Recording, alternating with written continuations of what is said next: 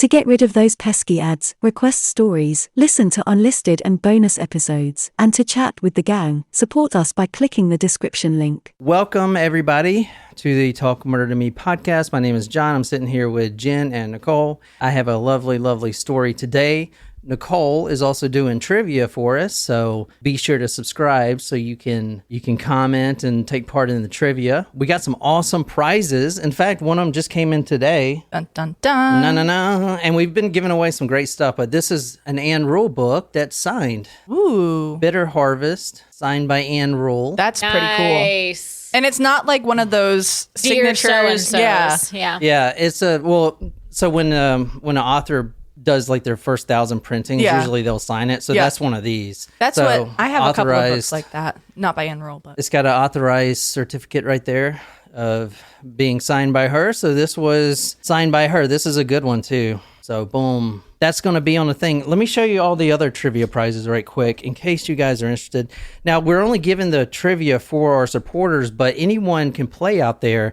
You'll just get an Amazon gift card so a point would equal $1. So if you get one right, that's $1 type of thing. And the reason we do that is to save on like shipping costs and stuff like that. But still, an Amazon gift card is just as good in my opinion. Awesome. Well, yeah, who we got this so week? this week we have Kyrie, Megan, and Sarah, all new members this week. Nice. well, welcome everybody. Megan, Sarah, and Kyrie? Kyrie, How do you spell that? Kairi. Megan, Sarah, and Kyrie. Thank you so much. And hopefully that's how you say your name. I apologize if I messed it up. Kyrie or Kyrie? Oh, could be Kyrie. Kyrie, yeah. Could be Kyrie. Like the basketball player. We don't speak his name That's Oh, really? spelled a little Why? bit differently. because he is a traitor, and he's a he stepped on Lucky. Surprise shots. We don't know what they are because they're a surprise. So this is a specific request for Wolfie because it is her birthday. And then we got to continue on with our shot list because it is still growing. So cheers to you, Wolfie. Cheers. It was really good. Thank you. Kahlua and birthday stuff. No. That was a buttery nipple. Guys, we are doing 2 episodes today. We would do 3, and they're all going to be on this one serial killer. And anyone in live chat, if you were on the Discord for supporters, I put the hint out there that of carrots and cucumbers. I don't know if anyone got the hint right of what We had a hint this week? No, y'all didn't. Well, I gave it to You Nicole. did tell it to me. So if anyone... Well, I didn't know, otherwise I would have made a cocktail. But we are covering that serial killer tonight. We put episodes out on Tuesdays and Thursdays at 9 a.m. Eastern Standard Time. We're doing one public here for YouTube. And if you want to continue supporting us and see the next 2 episodes, they're going to be private for our Supremos. And you can find that at the patreon.com/talkmurder.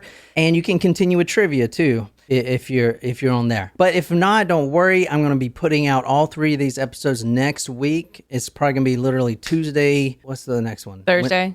Wednesday and Thursday. Midweek. Let's get started with this, man. This is a crazy story, and I think you guys are going to love it. It's more of one of those family-friendly stories, you know. I'm just kidding. As family friendly as you can get for a show about murder. So we're going to 4315 Charlotte Street, and let me know if that rings a bell. I'm going to get on the Googs right now. So this is South Hyde Park. Oh, in New York? No. Oh. I got to flip this world around. Well, I wasn't looking at the state, but you Are said we Hyde in Park, Missouri? so- Kind of. Kansas, Missouri border? Misery. We're in misery. How do you... I am in misery. That's actually how they pronounce it. Misery, I think. I thought it was Missouri. Misery. Oh, one of the two. I don't know. I'm making things up. We're in Kansas City tonight. Kansas City. That's a song. Kansas City. Did you know that there's a spot in Kansas City? Did you know that Kansas City is actually one city divided by 2 states? It's the same city. And you can stand in Kansas City with one leg on the Missouri on the M state border and one foot in Kansas, because I've done it. Did you know that? I did know that. Oh, you're such a dick. Also, since you were talking about music, I want to say, do not put Shakira in prison. You know she's going to prison? No. Yeah. Why is she going to prison? Yeah. That was a good impression. for tax evasion. So somebody out Is she there. really? Yes, man. Like 8 years. Unless she pays like 24 million. Oh, that's not that bad. And it's the Spanish government. So, and I was thinking, didn't Spain like go on this crusade and kill all the other people and the villagers and steal all the gold and shit? Wasn't that a whole thing? yeah, like in the 1600s, there was a whole like. Well, they war. should let her off the hook. Anyway, this is where we're going to tonight, 4315 Charlotte Street, Kansas City, Missouri. I'm sure she won't go to prison. I'm sure she will pay. Well, she she's- just needs to do one tour. She's in the middle of a lot right now because she was just like there's a whole cheating scandal with her. She cheated on her longtime boyfriend or fiance. Oh, really? That's what they say. That's what they're man. saying. I don't like that. Anyway, this is where we're going to tonight. Can you describe this? Hang on, her tips don't lie and her taxes do lie. I love these. That's funny. This is where we're going to tonight. If you want to describe this big empty space. I am assuming that is where a murder house once was, and it is no longer here because it was It's a driveway now. a murder house. It is a driveway, and it makes me wonder. I mean, yeah, they tear a house down that something really terrible has happened. Does that mean they can't rebuild there? I think they could. I think it's frowned 'Cause, upon. Like what about the number? You know, But the now it's numbers just literally a hole because there's houses that go all on the street back to back, and then you got one hole where it's like, okay, obviously something happened. I mean, you see it right there. It's just a hole. Well, It doesn't have to be murder. It could be like the house burned down. Yeah, but if I were a developer, I would frown upon building upon a lot where a murder took place. I mean, if someone paid for it, you know. No, fine, I'd no, do it. because I wouldn't want my customers to experience negative affects of living on a murder plot. Just like I would also frown upon building upon like cemeteries, Native American cemeteries, or I don't know, anything else that has to do with the paranormal. All right, tonight we're going to 4315 Charlotte Street, April 2nd, 1988. It's a Saturday. I don't think anyone has... Done this podcast before. No one has covered this guy ever. Okay, this is the first time world premiere. Ooh. I'm just kidding. Everyone's done this one. This is like the one you check off, you know? So I want to say before we get started, I have been really thinking about sadomasochism. And here's my problem. It's, you know, when you like do some crack or heroin? No. And then the next few hits just aren't as good. That's and what you're I've always heard. trying to chase the next high. Well, so when you do Jeffrey Dahmer, you're always trying to chase that next Dahmer. Yeah. And Dahmer's like the pinnacle. That's why I did 7 episodes on the guy. Why isn't it like that for French fries? Like, that's what I want to know. Or All right. cheese. Now, this is April 2nd, 1988, and I'll put all the photos here on talkmurder.com. You definitely want to see them. They're Polaroid pictures, so I'm putting them all on talkmurder.com. Anyway, April 2nd, 1988, Saturday morning. This is around 10 a.m. There was a meter maid out checking cars, and he was on Charlotte Street. This crime takes place, all of the crimes tonight take place 4315 Charlotte Street. That house, as you saw, is no longer there. There's a big hole where it used to be, a big void that needs to be filled, and I guess they'll never build there again. But Never say never.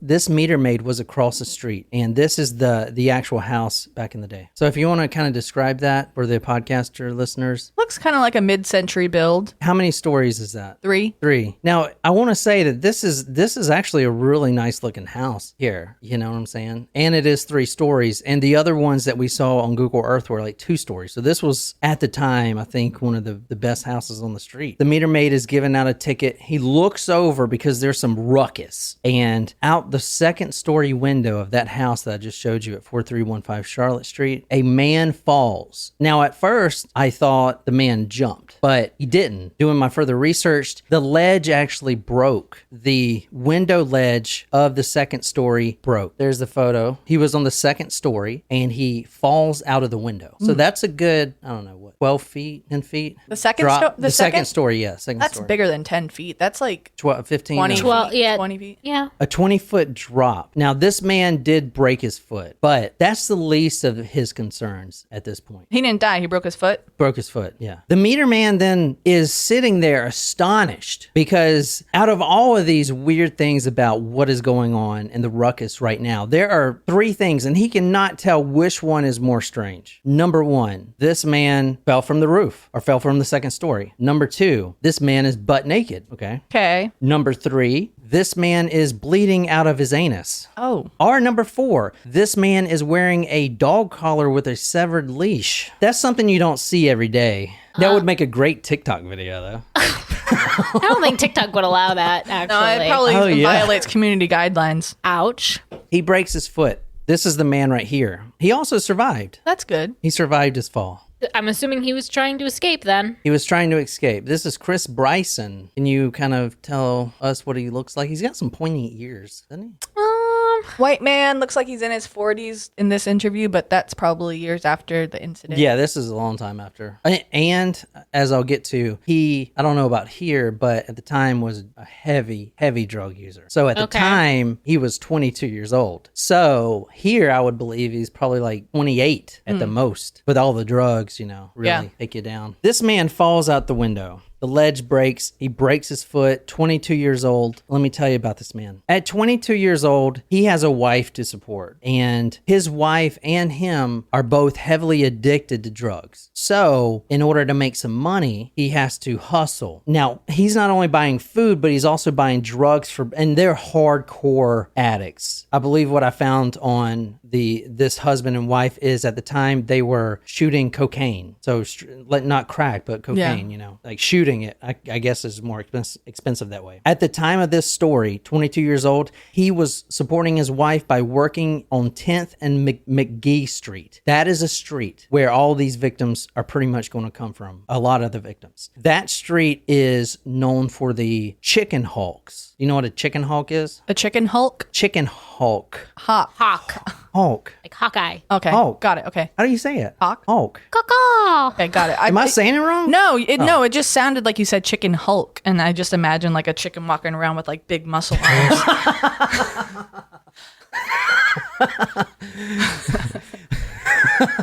You mean, what was that story we did where they were hiding all those drugs? Tyson chicken. They were Purdue. Purdue. Was it Purdue or Tyson? I don't They know. were hiding kilos of drugs inside the chicken. Pretty smart. Oh man, like. What's that? What's the name of the Looney Tunes chicken? I can't remember. Daphne? No, that's Daffy Duck. He's a duck. The chicken, the rooster. Goofy? No, that's not Disney. That's Disney. Big Bird? No, it's like something. It's a 2-name thing that one name I can't think of his name. George Meyer? No.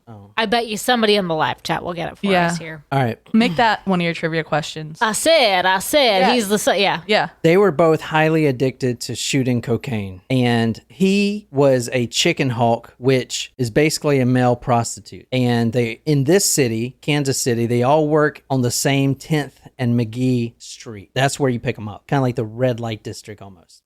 Now, we're going back about 4 days. So this happened on a Saturday. He jumped out the window on a Saturday morning. We're going back to Tuesday, 1 a.m. in the morning, so wee hours on that following Tuesday. He is out hooking. He's out showing his wares, plumping his butt, stuff like that, because he's trying to find a good male companion that will pay him money. For drugs. So yeah, for drugs. So he is trying to get money for drugs or just straight money so he can buy drugs. A lot of these cases, the killer tonight will actually drive the person to their drug dealer and get them high or whatever. Tuesday morning, 1 a.m., March 29th, 1988, a Toyota Tercel hatchback pulls up. A man with a Ron Jeremy-esque mustache pulls up and he says, you want to party? Would you like to party? I'm just stuck on Ron Jeremy. I just don't understand how he was so popular. Like, Well, he's got a big old schlonger. That's why. Oh God, like it just. He's in jail now for sexual assault, I think. Yeah. I knew there was news about him. I wasn't sure if it was that News or that, about him. or that he died.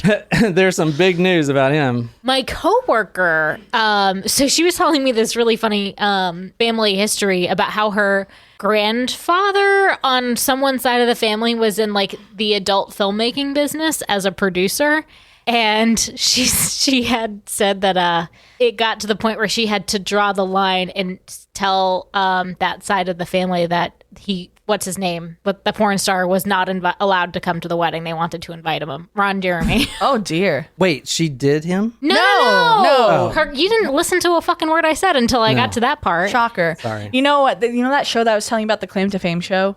Like, Yeah. So one of the people that's on there is related to Whoopi Goldberg, and like the people have to tell like 2 truths and a lie, or 2 lies and a truth about like who their thing is. And her lie was that her grandmother was her.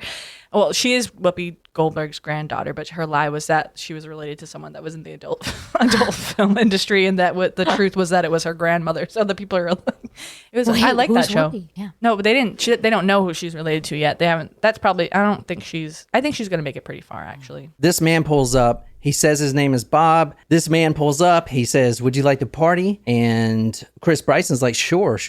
How about we go to my house, 4315 Charlotte Street, and I can take care of your drugs or whatever you need, because I have all kinds of stuff there. And he does. He has some of the best drugs out there. Anything you want. Uppers, downers, dippers, divers, climbers, all kinds of stuff. You know what I was thinking of? Like how there could be a serial killer today in today's drug industry, and all they need to do is just give someone like a bunch of fentanyl because it's so potent. I don't know. Yeah. It's just like there could be someone out there that knows how potent everyone knows how potent it is, but like that could be their method of killing people. They pull up to the house. The 2 of them, they go upstairs, but on the way upstairs, Bob, he is behind him, and he pulls out this iron bar. It's probably 3 feet long. It has the ends on. It's a plumbing bar for plumbers, right?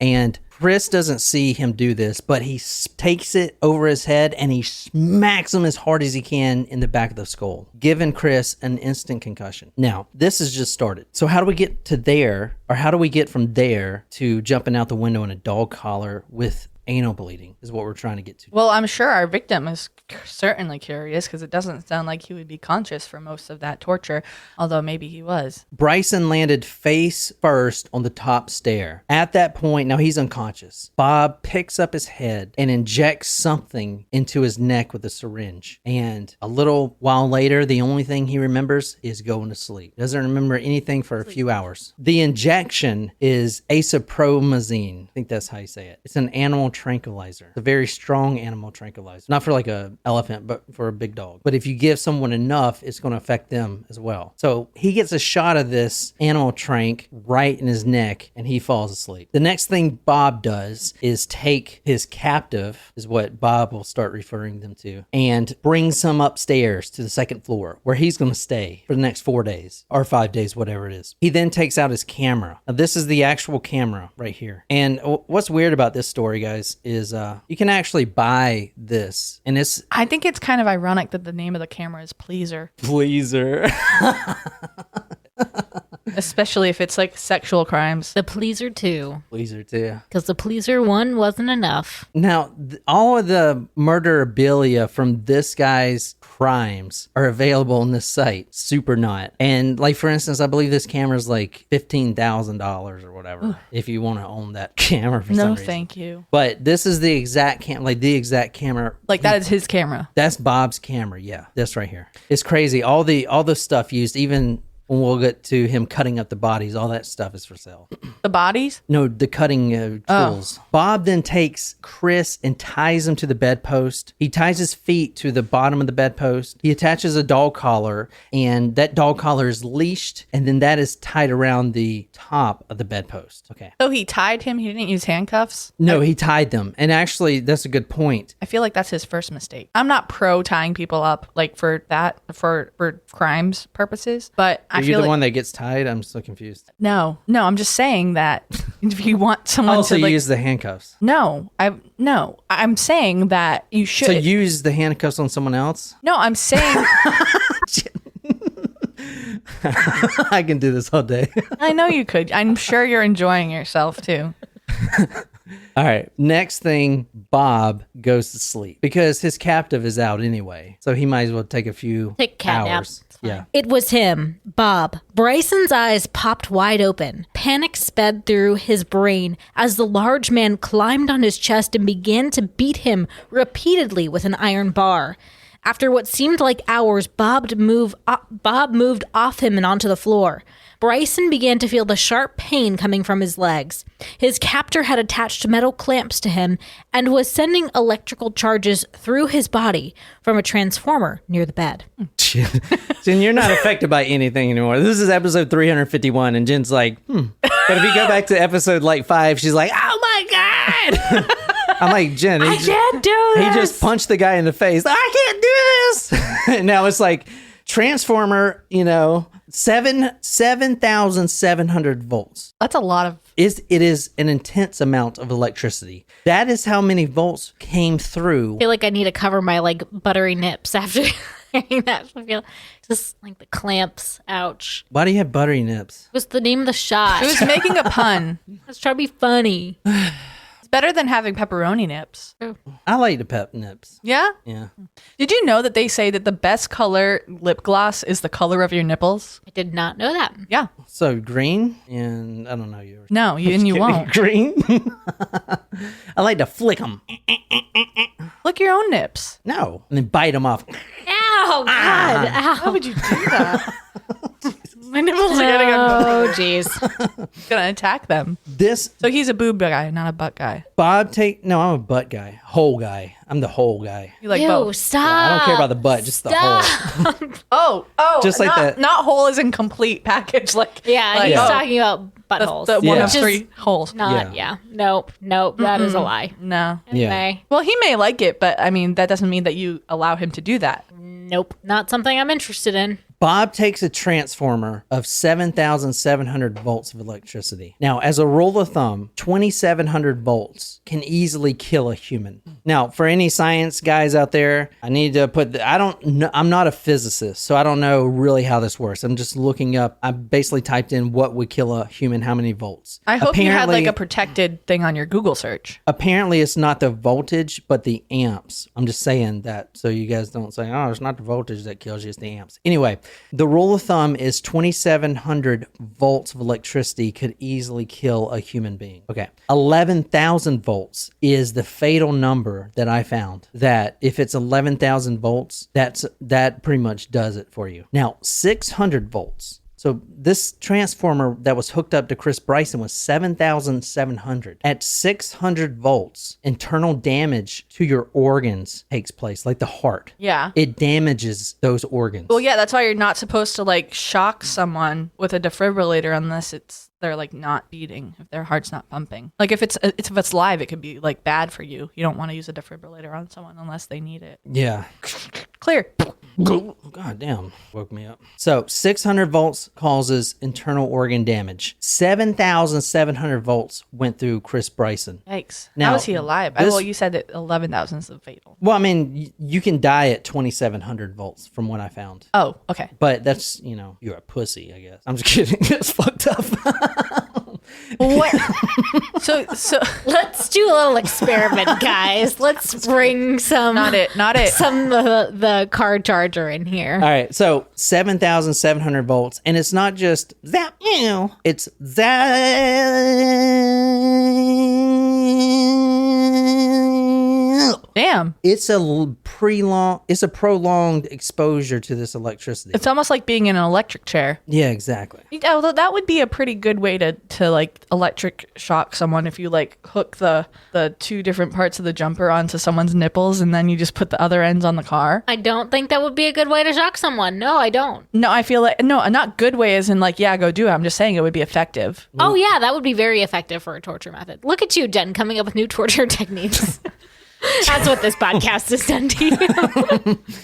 This would work really well for those needing a tutorial. I don't advise it or condone it. I'm just saying that's something that may be effective. So this shock wakes Chris up pretty quick. Bob, who he knows is Bob, takes his own clothes off. Now he's already stripped Chris, and Chris is going to be naked the whole time, even when he falls out the window. But now Bob is naked. Oh. At this point, Bob starts dry humping Chris's leg, and at the same time places one finger in Chris's anus. Right after this is 5:30 in the morning, Bob makes his first journal log, and Oh, he's journaling this? he journals everything. I find that interesting. That's so dumb. Like if you're so dumb. Like, it is. Like, why are you going to put something written down like that would, what's the word I'm looking for? Why would you incriminate you? Yeah, why would you document your crimes? So did you watch that documentary on Netflix, right? About the Mormon dude who had 70 wives or whatever? Yeah. So it was kind of like that at the end, like they had a vault of all of their records and everything. Yeah. Why?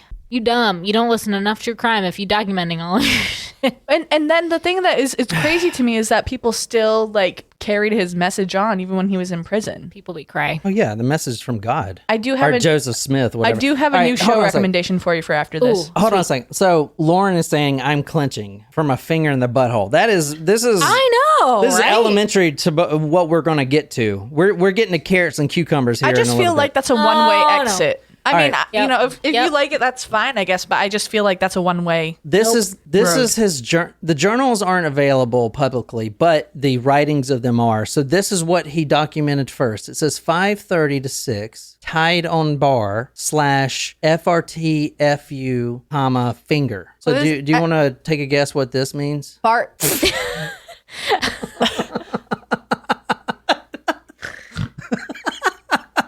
Fart fuck. A fart fuck. I hate that word. I know, but that's what I was going to say, maybe, did that stand for front? Yes, it did. That's how how everyone would abbreviate that, Jen. Thank you. not me. You need to put an N in there. All right. Okay, so at 5:30 to 6, tied on bar, front, fuck, and finger. Oh, so I got the second word right? Yes. These journals are going to be interesting. There's a whole codex that I'm going to give to you guys. There's a lot of things, and we can go over them. So we get to like get like our decoder rings? Yeah. Is that why Nicole has a new ring on? Is this your decoder ring? Decoder ring. All right, hold on. Decoder. Like Decoder. It's a like- shell. Oh, I love that. At- I wanted to comment on it earlier. At 8 a.m., now this is still Tuesday, so he captured them at 1-ish, maybe 2 a.m., 8 a.m. in the morning. Chris wakes up and starts thrashing around. Ugh, what the fuck? He's finally waking up from his electric shock. Now, Bob hears him, and Bob wakes up as well. And guess what? This guy is screaming. And you saw how close these houses were. You can't be screaming like that. Not if I'm going to get away with murder. You can't be screaming like that. So at this time, Bob walks into the room, and he sees that Chris has somehow managed to get his blindfold off. So now he can see everything going on, and he's making a bunch of ruckus. Bob takes his right index finger, and he's really mad about this blindfold being off. And Chris is like, what the fuck are you doing? And Bob doesn't say shit. He just takes his right index finger and starts poking his eye, poking Chris's eye. Oh, I don't like that. Both of them. Now, Chris is tied up, his hands and his feet. And not only that, but he's restrained by the dog collar. So he doesn't have much neck movement. So not every strike of the finger is going and hitting the eye, but the majority of them are. Like the eyeball. That's like one of my two greatest fears, something happening to my eyeballs and my teeth. I don't like it. Actually, I really don't like I it. had a dream earlier this week that I lost a couple of teeth in my it felt dream, real? and it felt very real. Yeah. It's to the point where I was was clenching my Yeah. jaw so much that I felt like, you know how you almost feel like you can wiggle grind- your teeth Yes. because you grind them so much. Yes. Oh my gosh! And I think it was because of that Kate Yup video when she lost her tooth. I think Yeah. that's what put that in my brain. Well, I have those dreams all the Like- time, and I'm here to tell you that it does feel very real. And I've started to wear a night guard because of the grinding of my We teeth. ordered one for John, a custom. Oh, a custom one? No, mine is like I got a 16 pack of like disposable Yeah. little ones that you can use and for a few nights and then you toss them because I didn't feel like paying a lot of money for a custom one because I also have my retainer, so I didn't want to have. Yeah, they're going to fall out anyway. Anyway. Yeah, well, not necessarily. There are people who have all of their teeth when they die. Besides, I believe I'm gonna die young enough where I'll have all my teeth. Stop anyway. that! I'm just saying. Well, let's at least cash out first. All right. The finger in the eye doesn't really work. He is moving around a lot, and he is hitting the pupil, but it's not blinding him. The only reason he's doing that is because this guy removed his blindfold, and he can see around. He can see what's going on, and that's not what Bob wants. So he's like, you know what? Shit. I'll be right back. He walks out the room. Chris can still see fine. I mean, his is definitely diminished, scratched up and everything. Bob comes back in the room a few minutes later with some cotton swabs. What can he do with these? Stick them in his eyes. Or other holes? It's like Chris is like, what are you doing with those cotton swabs? And then he sees what's in Bob's other hand, which is a gallon of bleach. Oh, no. So you know how you remove the cap of the bleach and pour a little in the cap? For what? Well, I mean, just for anything. Like I mean, pour- for laundry, I just pour. There's a little compartment. Well, I've never done laundry, so. I need to fix my dryer. It's not working. All right, I don't Bob. know if it's fixable. Bob takes. I just need to replace a fuse. Bob takes the cotton swabs. He takes one and he dips it in this Clorox bleach and he gets it all bleachy and he pries open Chris's eyes with his two fingers. He's like, come on, stop squirming. Stop squirming. And he just rubs that cotton swab over his eyes. How is this man able to see? Is he? Yeah, is he blind today? No, it did not permanently blind him. How? Straight bleach to the eyeballs? And I'm sure that Bob Berdella wasn't like, oops, let me flush your eyes with some water, you poor thing. Like, dang. His eyes were on fire, literally. Whelps started forming. In the eye? In the eye, like all around the eye and everything else. And I mean, just intense pain. I don't like that. After a while, Bob leaves the room and he comes back with that same 2-foot iron bar. He straddles Chris and Bob is naked at this point and he starts beating him in the face with the iron bar. This stuff gets a lot worse. How? How can it get worse than this? Like, no one deserves that. Well, let me tell you. Bob is beating him with this iron bar. And then he's kind of in and out of consciousness. When he comes to, he sees that Bob again has that transformer in the room. And it's hooked up. One was attached to his upper thigh. So right up in the thigh. Okay. The other clamp was attached directly to his testicles. And he flips on the switch. So now you got 7,700 volts of electricity going through your balls. That hurts. If you're a guy out there listening, you know that would not feel good. Getting kicked there is the worst thing ever. But not worse than childbirth. True. No, getting kicked in the balls is like... Granted, I have not experienced childbirth, but I hear it's terrible. And you know I haven't experienced childbirth or getting kicked in the balls, so I wouldn't know. But I would imagine that childbirth is much worse. we used to hit each other in the balls in high school. Okay. Just be like, gotcha. And I'm like, oh, fuck. Okay, yeah, but how long does that pain last? Forever. No, realistically. Like, I don't know, 10 Jen. minutes? Fuck. All right, like a woman can be in labor for hours. You're trying to push a watermelon size Out of your thing vagina, which out is of your... this fucking big. No, it's Jen. like this big. No, it's not. Yes. A penis hole is super small, Jen. A vagina is like huge. dude. No, it's not. Yeah, you like put your head in there and look around. No, a head comes out of there. Oh, what's up? What's up, Jeremy? What's up? You're Oh, such a misogynist. Kyle, what's sometimes. up? Kyle. Kyle.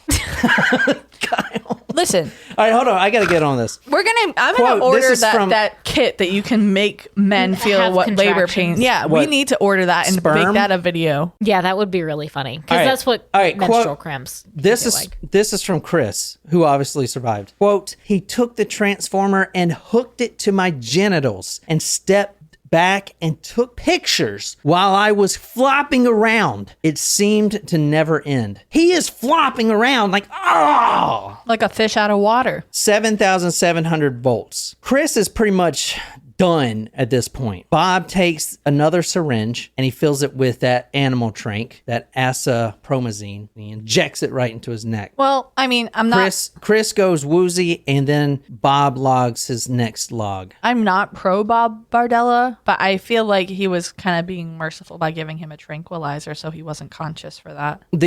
The journal entry says 11:45, quiet, injected more trank, noted slight react. So this, and you're going to see a lot of the journal entries here, and we're going to go through some of the codexes, and it's crazy. Like, I have all the journal entries, and some of them are just kind of really ridiculous. Like, it gets a lot worse than this, I can promise you. Now, Chris eventually wakes up again in the middle of the night, screaming. He can't see, temporarily blind, but he's screaming, help, help, help. Bob doesn't want that. And I do want to point out, Bob has 3 chow chows in his home, so they're all barking too. Aren't those mean dogs? I heard they were mean dogs. But I guess you can't really say that about a dog. It's about the owner, but they have a mean owner too, so. So Bob is just like, what the fuck? Shut the fuck. Why won't you shut up? And he has the gag in his mouth, but Chris had spit it out. Bob goes in there, and this time, instead of bleach, he brings some Drano. What's it gonna do with the Drano? Drano does not go in the butthole, does it? Jesus Christ. Not in this episode.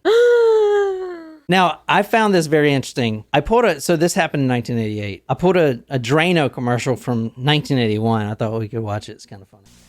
Your sink trap's clogged with grease. Use Crystal Drano. I'll pour in liquid plumber. Don't. It may not work on that grease clog.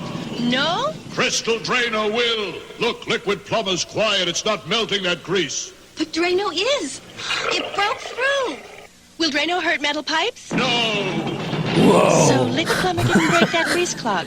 I'm switching to Drano. To make clogs go, better use Drano. I don't know. That is a great ad. I know, right? That's why I put it in there. I wanted a little throwback. I love that. All right, then he takes the syringe and injects the Drano straight into his vocal cords. All right, you didn't see that coming, did you? No. I kind of sprung that on you. Bob fills that syringe with Drano and then puts it directly in the vocal cords. So you see here is a diagram. The vocal cords is this thing right here. He puts it right in there. And now what's the best way ever? I don't think anyone else has done this, any serial killer that I've seen, to That keep we've seen someone yet. quiet. He's got some very innovative techniques. You got to hand it to him. He does some things that I'm going to tell you that is very innovative. And I feel like a lot of killers could learn a lot from this. Again, not condoning. Now, remember, Bob captured Chris at 1 a.m. on Tuesday. So now it's 3:30 p.m. on the same day, on the following afternoon. And he noticed that Chris wasn't doing so well. He looks like he's on the verge of death. But this isn't the longest he's had a captive for. He's had one for 2 weeks. Like, this is nothing. When Chris jumped out the window, he was in the beginning stages. Nothing here happens. So he is really depleted at this point. And at 3:30 that afternoon, Bob injects Chris with 3 cc's of penicillin to fight infection. Where do you get straight up penicillin to inject into someone? Bryson woke up. He moaned. Bob felt his forehead. It was hot. Be quiet, Bob commanded sternly. He moved to the foot of the bed and began untying Bryson's legs. As he moved around Bryson, he told his young captive that he was now Bob's sex toy and that he would not see the outside world again. The only thing you need to think about is you, me, and this house, Bob said. Don't try to fight me or you'll just get more of what you had earlier. He reminded Bryson about the metal pipe, the electrical shocks, and even mentioned a wooden glove, which Bryson hadn't seen. Oh. No glove, no love. All right. Bob turned him around at that time after the shot of penicillin, and he anally raped him. Bob told him that, quote, if I grow to like and trust you, then I could do special things for you, such as buy you cigarettes, or even pick up a movie on the way home from work and so forth, end quote. Now, we're going to come back later to how Chris Bryson escaped, but I want to talk about the man himself. I want to introduce the episode, the book, and everything else, and then get into Berdella. And we're going to talk about his psychology and stuff on the next episode, but I want to talk about his first victim and how he got to this, okay? Mm-hmm. So this story is obviously about Bob Berdella. I know you guys have probably heard of some other podcasters do it, but this probably wasn't any good. This is the guy right here. He does look a lot like Ron Jeremy. Oh yeah, I can see it. If you shaved his head, he would look like David Cross's Tobias Funky. What are you doing, Niquiz? I'm removing his hair like Jen's talking about.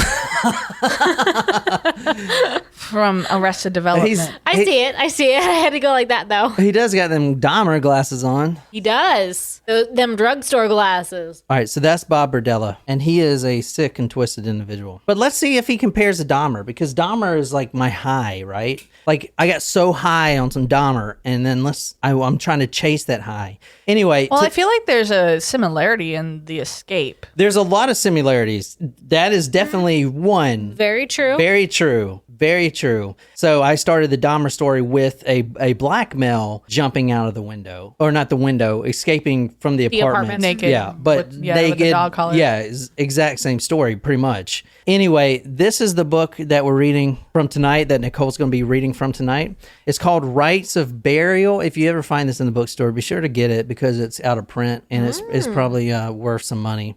On that one site, site. I think it was like $350 they had one. Wow. But anyway, I wonder how much the Pee Wee Gaskins book is worth. Couple hundred. No, couple hundred. The lowest price I've seen that Pee Wee Gaskins book is $2,500. Wow. Yeah, I mean not 2,500. We don't have it. 1,200. No, but not in print. Oh yeah, we Yeah, have but the, I'm we talking have about the the print. electronic. No, so the version. one with the audio cassette tape still wrapped is the most expensive one. That's the one you can't ever find. But usually they come without the audio tape. But yeah, anyway. So anyway, this is the book, Rites of Burial, Cruel Acts of Torture or Mutilation More Brutal Than the Crimes of the Milwaukee Serial Killer Jeffrey Dahmer. So let's see if that's true. This is by Tom Jackman, which is the reporter, and Troy Cole, which is one of the lead sergeants that was on this case. So it's very in-depth and very accurate, obviously. A lot of the commentary is what was really said in the Berdella task force and stuff like that, because it's from the detective. After Chris escapes to the window, the police obviously go to the house. They go in the house. They find it cluttered. There's piles of dog shit all over the carpets. There's spoiled turkey in a pot on the stove. There's dirty dishes. He's got 3 chow chow dogs, as I mentioned. Maybe that's why they just destroyed the house, because it was not habitable. I mean, it was habitable. He was just a slob. It sounds like I've been kind of watching on the side Dirty Rotten Cleaners, where they go in and they clean up like hoarding situations and situations. You would love that power washing game. I was just gonna say that. All right. Also found in the house were newspaper clippings of not only the victims that were missing that he killed, but also of other killers. An Elmer Wayne Henley, number 1, Charles Tex Watson, and a James Maynard, which was the Westport rapist. I can't remember when Dahmer did his crimes, but I don't think Berdella knew the Dahmer story yet. I think it was around the same time. Actually, I think Dahmer may have been a little bit after. I don't know. Some of the evidence, there was a chainsaw. Quote, the test on the chainsaw shows that there's all sorts of human blood, human flesh, and pubic hairs inside the housings of the saw. A lot of it, end quote. Now, the detectives entering the house developed what they later referred to as the Berdella cough, which is like a lower hack in the chest. But they all got this. It is the combination of dust and decay from the bodies and the dust from the house and not being clean, and the chlorodyne that was used as well.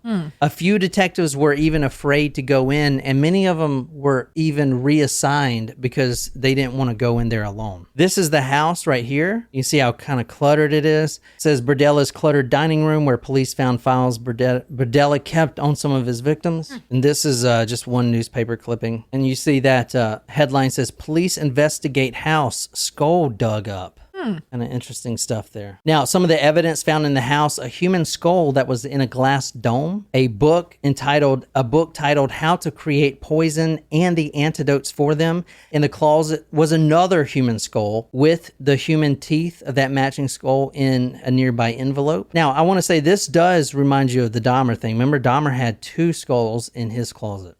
He was building a Hey Arnold shrine. Yes. Okay, I don't know that. Jed knows what I'm talking about. Yep. They also found Bob's journal dating on 6/23/87 is the first entry, 14 pages long, and many Polaroids. And I'm going to be showing you a lot of the Polaroids in these episodes. A 14-page long journal entry is like a novel. Many of the Polaroids, 20 of the photos had 20 different men in them, either unconscious, asleep, or dead. And we'll be seeing the photos. Also, here's a little more of the journal, just to, this isn't the good stuff. This is just kind of showing you, it says like 9 socks on, yada, yada, yada, move arms, snoring, no reaction. You know what's kind of spooky is that just looking at the pictures without context, you wouldn't be able to tell the difference if they were sleeping, unconscious, or dead. One photo showed a man hanging upside down, and he was naked and dead, and we're going to talk about him in a little bit. Also, a driver's license of one of the victims and more photographs. There was a folder labeled, quote, house guest, and inside this folder were all the victims tonight, the cutouts of the newspaper newspaper articles where they were missing. All right. In the corner of the basement, there were blood drops and a 3x4 patch of cement freshly laid. So a Ziploc bag containing a human vertebrae and 20 books on Satanism and a record titled Black Mass for Lucifer. So this is in the 80s. The satanic thing comes up a lot. Bob was not. Do you know why he has this stuff in there? Do you remember? He has a shop. He has a shop. A Bazaar. Yeah, exactly. Oh, yeah. So Bob's Bazaar. Yeah, and then there's also a place in St. Augustine called Bazaar. Remember I sent you guys a picture? Yeah. What's really interesting about this case is the police go in there and they see all these skulls in like the glass dome. But Bob, he deals in antiquities and hard to find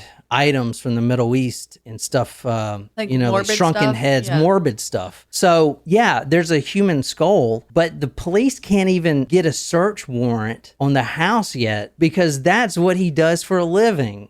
He's going to have human skulls in there. They do find skulls that match the victims, yeah, but at first, but there were also skulls that were of no victims. They were just antiques, you know? Isn't that crazy? That is. So they had a lot of trouble getting a search warrant initially, and they had a book Berdella on sodomy charges at first from the Chris Bryson. They almost had to let him walk because they couldn't find any evidence at first. It took a long time to actually find some concrete evidence. So anyway. It's crazy how, 88, that's not so long ago, and he was booked on sodomy charges. That's kind of crazy to me. All right, so I told you a little bit about him. We're going to go into psychology next episode, but let me finish this with the first victim. This is before he really knew what he was doing, so it's not going to be as bad as the ones from next episode, which are fucking terrible, gruesome, and just completely just insane. Lots of cucumbers and lots of carrots and stuff like that is insane, guys. But anyway, we're going to finish this up with the first victim here tonight. Are we talking actual cucumbers and carrots, or are those euphemisms? What would they be euphemisms for? You tell me. No, you tell me.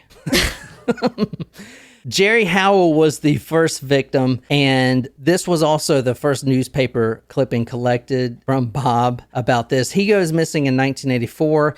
Jerry always had a love for antiques. He would always go antiquing with his father. You know, a nice kid growing up. His father, they like to go to the thrift stores and the weird oddity stores to see what they can uncover and buy. So at 14 years old, his father, Paul, led him to the flea market where you have Bob's store, which this is the sign. And as Jen said earlier, the business was called Bob's Bazaar. So weird that it's not in the order I thought it would be. Yeah, that is weird. I agree. You would have thought the bazaar would be at before the bazaar. Yeah. Yeah. It's Bob's Bazaar.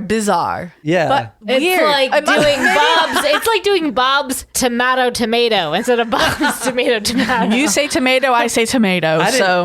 I didn't actually ever notice that. That's very intuitive of you, Jen. But I wonder if it's one of those signs where it flashes Bob's and then the bottom Bazaar and then the middle Bazaar. Oh, that'd be cool. Can you imagine finding that that would light be up fucking sign great, at the thrift store? Oh my God. I feel like we should get that for the studio. I was thinking. Yeah, we should. This is and just say John's Bazaar instead. This is his business card right here. Wow, that's cool. Bob's Bazaar.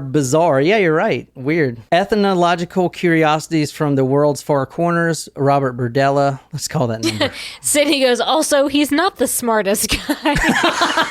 Actually, Sydney, he was very intelligent, as we'll get to. Shramarama says burgers Bob's. Oh my God, we are such Bob Burgers fan. You have no idea. Clearly, you wear the same gyro shirt. I think I gotta get you another Bob's Burgers t-shirt. That's a fave. All right, here's a 2-pointer. Sydney goes, murder, talk to me.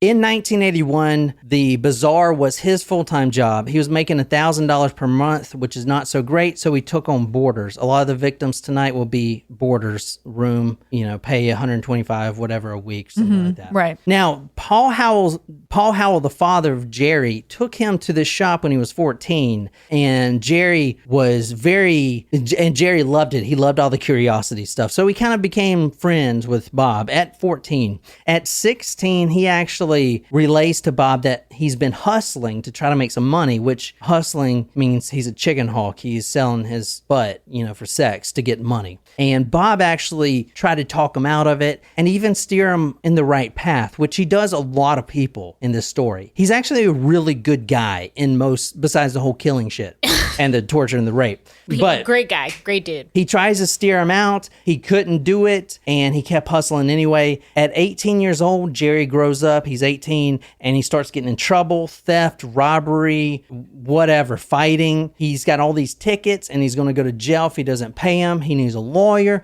So Bob actually hires him a lawyer, gives him the money in exchange for doing housework around the house. Now, a common theme with this is a lot of the victims will end up kind of screwing over Bob, maybe not holding up to their end of the bargain. And that's what happened here.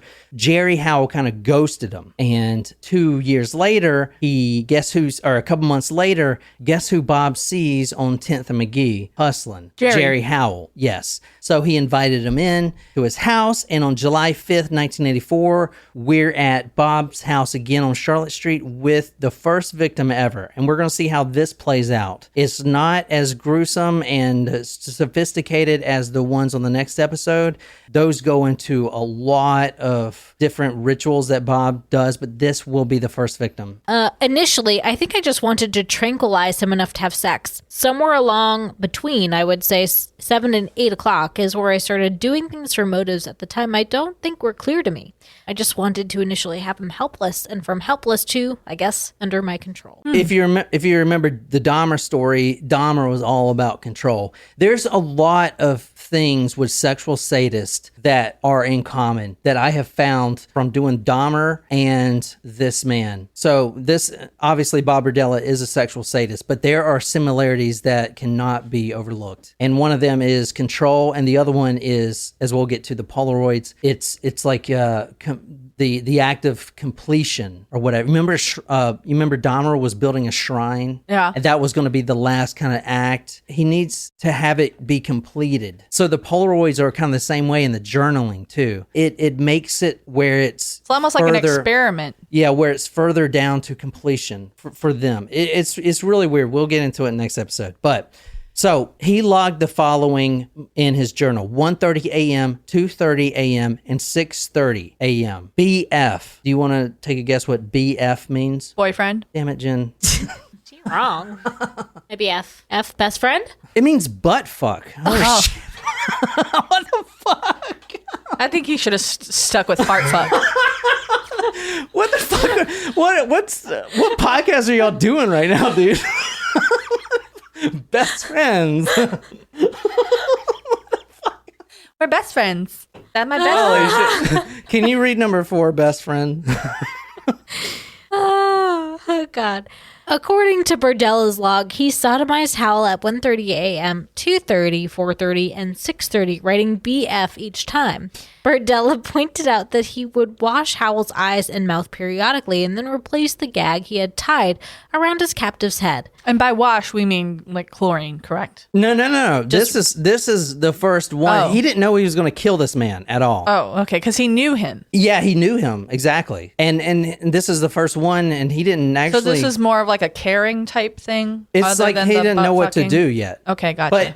But as Bob will say, there comes a point where you can't turn back. Right. Okay, you tied this guy up and tortured him, and then what? And Just now let him what? go? Yeah, okay, Like, yeah. you know, Between the sexual assaults, Berdella lay next to Howell, either sleeping or resting. which is the same kind of thing Dahmer did. Remember, he would sleep with the corpses and stuff like that. But this guy wasn't a corpse yet; he's still alive. Yeah, BF sounds more like boyfriend in this instance. Go on. This was Bob's first victim, so he hadn't got his torture down yet. So the next morning, he takes Howell to the garage and he doesn't know what to do at all. He doesn't do any of the torture techniques. He instead goes, and this will make sense for this and for later, Bob Berdella is a psychopath. Like no empathy for the human. I'm just saying. He goes in the kitchen, he grabs a large pot, like you cook spaghetti in, stuff like that. He drags this pot down to the basement. He takes Howell's head and places it in said pot. He then strings up Howell's feet to a beam in the garage. Wait, when did he behead him? I never said he beheaded him. Oh, he's hanging upside down? I said I see what you're saying. He takes a large cooking pot and places Howell's head while it's still on his shoulders. He just puts his head in the pot, Jenny. He's hanging upside down. Oh, okay. Well, I mean, it sounded... Yeah, it did sound like that. You're right. I secured one of the old antique pulleys that I had to a beam and hung him. I drug him feet first so that I can drain the blood from his body. So he didn't do any torture. He just strung him up by this old antique pulley that he had in the garage. He put a pot under the body, under the head. Jerry Howell is still alive. He is just hanging up by his feet. And then Bob Berdella takes a boning knife or some sort of knife like that, and he cuts a few spots into Jerry Howell. One, he cuts his elbows, like inside of the elbows. He slices down both of those. He also cuts the pubic area, and he then cuts the jugular vein. And what that's going to do is allow the blood to completely drain out from 3 different spots, and definitely out the jugular vein. And then he went to work at his shop in the flea market. Jerry dangled there until he died. And that's where we're stopping for episode 1. So episode 2, we got a lot to talk about. We're going to get to how Bob Berdella captures his victims and what he does, the whole routine. As you remember, Chris Bryson had a dog collar on. What we didn't mention, which we'll talk about for the other victims, is Bob would walk him to the bathroom to pee. He would walk him on the dog collar around the house like a dog. He wanted a subservient So he made him human. walk on all fours? Yeah, exactly. And we're going to talk about the journal and more carrots and cucumbers. I'm going to introduce that stuff, but that's in the next episode. So what do you guys think of episode 1? Like it? I mean, you did a good job telling the story. I don't like that what he was doing, but yeah. So that is it for episode 1. And for, like I said, for episode 2, we're going to actually continue on that now. It's going to be a private link for our supporters or Supremos. You can join if you want to, and you just continue on with us, continue the trivia and everything else. Just go to patreon.com/talkmurder. You can hit the description link there. And that's all I got. If not, don't worry about it. The episodes will be out next week on any podcasting app, Talk Murder to Me. And my name is John. I'm sitting here with Jen and Nicole. Until next time, good night, you lovely, lovely people.